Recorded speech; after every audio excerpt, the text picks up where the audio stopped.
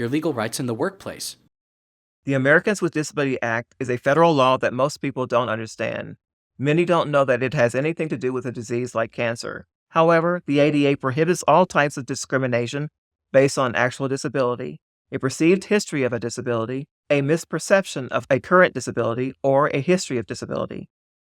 The Act covers employers with 15 or more employees. If you have cancer, this law may cover you if you choose to disclose your diagnosis with your supervisor and require reasonable workplace accommodations.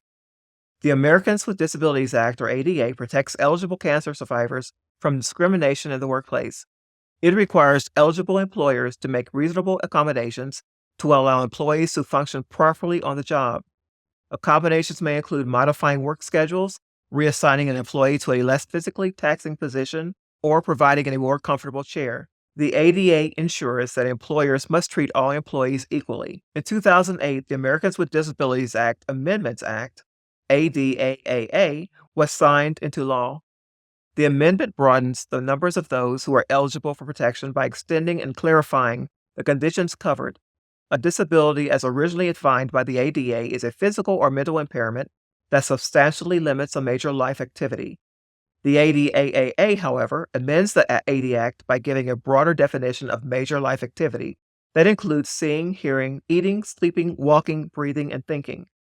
Importantly, major life activity now also includes major bodily functions, such as immune system functioning, normal cell growth, and endocrine and reproductive functions. Individuals with a disability cannot be deprived of the right to reasonable accommodations, even if an individual's condition is controlled by mitigating measures, something that takes away the symptoms or relieves the obvious problem, such as medications or prosthetic device, or because the condition is in remission, or because it only arises occasionally.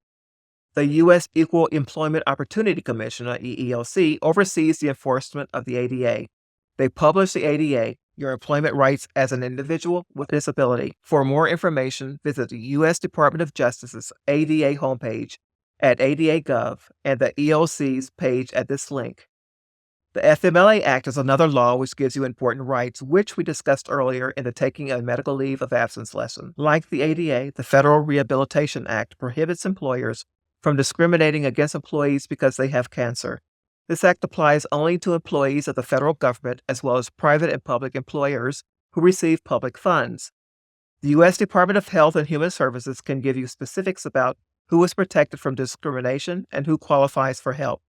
There may also be regulations specific to your state or municipality that deal with discrimination in the workplace. To find out more information, contact your state's Attorney General's office. Finally, for full and fair disclosure, I am not offering legal advice or opinions on any matter. I recommend seeking legal counsel for any questions about a specific situation. Also, seek more information on the Federal Rehabilitation Act. Visit the U.S. Access Board website.